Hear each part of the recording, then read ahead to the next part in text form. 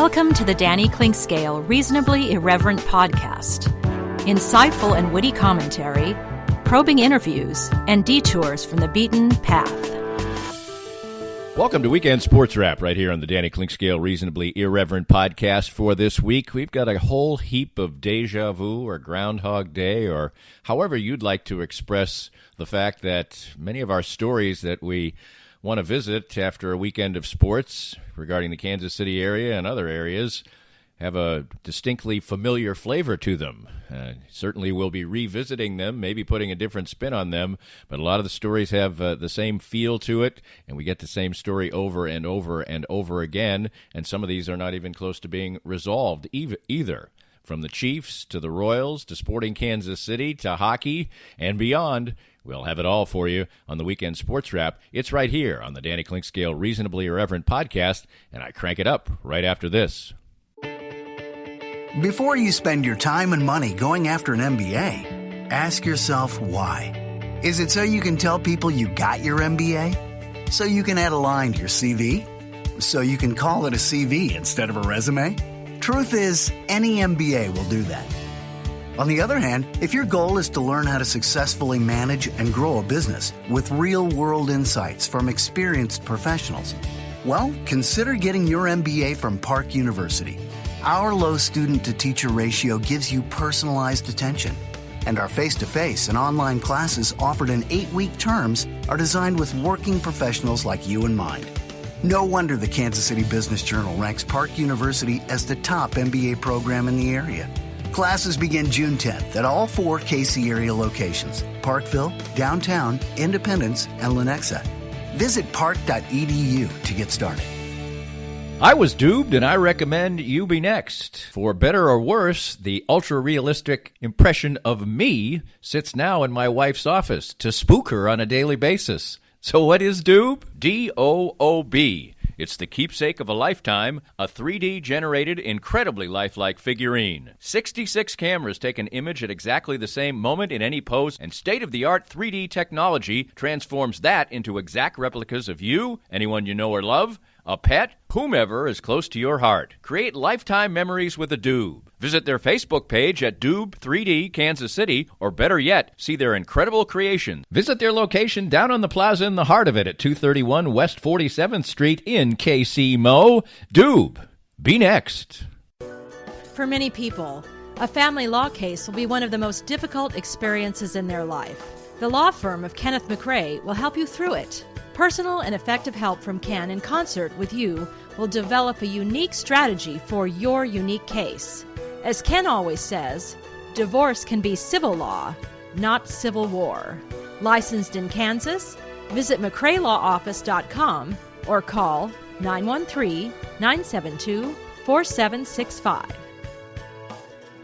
Welcome back to the Weekend Sports Wrap. Well, the weekend news-wise, sports-wise, started off on Friday afternoon when the Johnson County District Attorney announced that the case against Tyreek Hill is no longer ongoing. It can be reopened. The Child Services case still is ongoing, so the Kansas City Chiefs haven't reacted in any way, and neither has the National Football League. But what we return to is the same feeling, I think, for people that they had before it appeared that Tyreek Hill might be hit with criminal charges, which I believe would have had even the majority of the people who would like to have Tyreek Hill playing football in a position where they just even can't accept that anymore and would expect the Kansas City Chiefs to certainly cut him, and they would be pretty cut and dried. Well, now it's anything but that, and the Chiefs have waited this out, and from a football standpoint, it may end up with them in a position where they can justify keeping Tyreek Hill on the team. The deja vu aspect of it is the fact that my opinion remains the same as it always has, because I wouldn't have drafted Tyreek Hill in the first place, and then I would have cut him before even the criminal charges were to be placed against him, because I think he was in a position of zero tolerance. And when you're in a position of zero tolerance and then you are caught on audio tape threatening the person that you have already abused and been convicted of it and admitted to it, and then you threaten that person with bodily harm, or at least you threaten that person by saying that you should be terrified of me, that enough is easily enough for me to rise to the situation where you can't have that player on your team representing your city.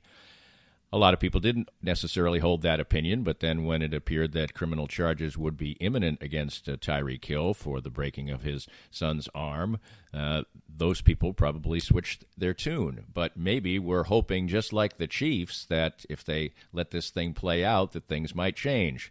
They haven't necessarily changed, but more and more it appears that perhaps the investigation is, well, it's not leaning to anything because there's no investigation now, but certainly it has gotten to a point where they cannot in any way state which person between Crystal Espinal and Tyreek Hill committed harm to the boy.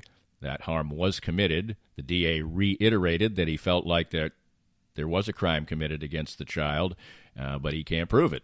And more, there's some thought that perhaps the guilt might lie on the side of Crystal Espinal. Apparently, the two parties are not in a romantic relationship right now. We don't know that for a fact, but that may be the case. But from my standpoint, as I said before this, I would have had Tyreek Hill cut from the team. And some people probably think that's a little hasty, but I don't. First of all, he should have been on a zero-tolerance policy. He would have been on no policy if it was for me, because he wouldn't be on the football team. But once he was, if I had taken over as the general manager of the team, it would have been that there has to be a completely clean slate, and there has been hardly a clean slate. He returned to a relationship with this person. It clearly is a volatile relationship. The boy has been taken away from the couple. It appears likely that neither one will have custody of the child eventually, but they will have to be in that child's life. And they will have to be in each other's lives because there will be 3 children involved as long as the twins are born healthy that she is carrying right now. So there will be 3 children from their relationship that will be shared in some way, shape, or form. I don't know how involved necessarily they'll be in their lives. I assume it will be rather significantly, particularly for the child who's already been born, who Tyreek Hill seems to have a relationship that he feels like is a healthy one with that young child. But this has gone far too far for me, and even with this seemingly quote-unquote positive development as far as football and Tyreek Hill potentially playing it for the Kansas City Chiefs, in some ways it's probably worked out from a football standpoint and a pure football standpoint pretty well for the Chiefs, because now they're probably not going to have to pay Tyreek Hill what he would have been worth before because of all of this. But I think they also are in a position of taking an incredible risk. Now, as I talked about the opinion was expressed well by Seren Petra on Friday when I visited with him on the Danny Unleashed segment. What will the Chiefs necessarily be risking? They already have looked bad in the court of public opinion, but not that bad. They have Patrick Mahomes to be eyewash for anything that goes on in this particular franchise right now for the next few years. They are going to be a good football team. It's only a matter of how good a football team as long as Patrick Mahomes is upright. And if down the line, late this season, Tyreek Hill were to be involved in some other kind of incident, they'd cut him then, and it would look horrendous. But there'd be a wide portion of the fan base who would probably feel like it was worth the risk, that potentially it could work out. And who knows, maybe it will work out eventually. At some point, you've got to make some kind of a stand. And the Chiefs did it with Kareem Hunt. I do think, and some people will disagree with this, I do think there's some buyer's remorse on that they acted quickly in that regard, because I don't think they felt like another incident was going to come down the road. It clearly didn't affect them in the signing of Frank Clark. It clearly has not made them any more diligent as far as this Tyreek Hill situation, which certainly has enough stench around it to cut that player as well, but they have not gone down that road, and neither has the National Football League. So we are in a limbo situation. The Chiefs but they start actual mandatory activities this week, and it seems likely they'll do so without Tyreek Hill.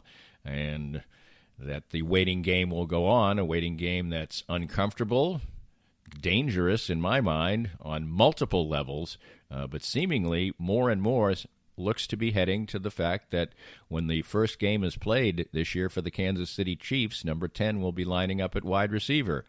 Will it play out that way? I'm not positive, but it certainly seems to lean that way. And as a fan or as a reporter watching the games, it will be uncomfortable for me to see the Chiefs succeeding with Tyreek Hill playing football for them, but certainly that opinion is not all that widely held.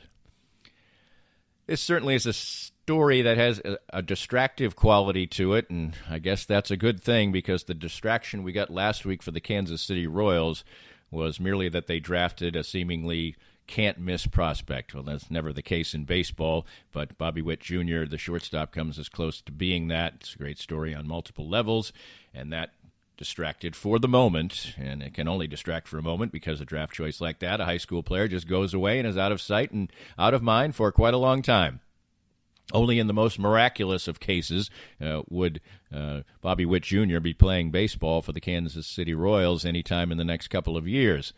So basically, you have a nice feeling. They'll have a press conference when he signs. That's never a big issue anymore because it's slot money, though sometimes it goes down to the deadline because they're fiddling over tens of thousands of dollars. He'll get somewhere close to $8 million to sign. He will sign, and then off to the low minors he will go to start his baseball career.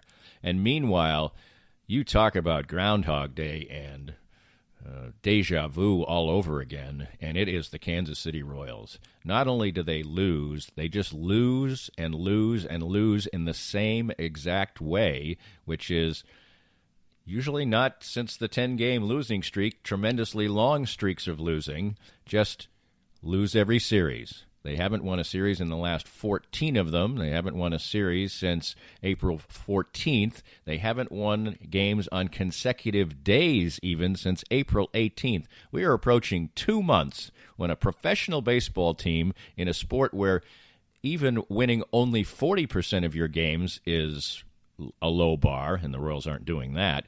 Usually there's some kind of life shown. There's a 3 or 4 game winning streak. You win a series here or there. None. The Royals lose every single rubber game that they play in their series, as they did against the White Sox on Sunday. And recently they've been doing it on a homestand in also not exciting fashion. The games are boring. The Royals don't score. They lob in an occasional solo home run by Jorge Soler, who has 13 solo home runs in 18 home runs this year, or 17 home runs this year. On pace, obviously, for somewhere near 40 home runs, but there's a so-what quality to it. And recently, one thing the lineup has proved to us, or produced for us, is that when the bottom of the lineup, which has been dreadful all year, finally does show some life, then the top of the lineup doesn't hit on that day. That happened Thursday. That happened yesterday, or Sunday, rather. And it's just numbing. And they had some decent crowds on this homestand so far as the summer has come up, but why would these people want to return?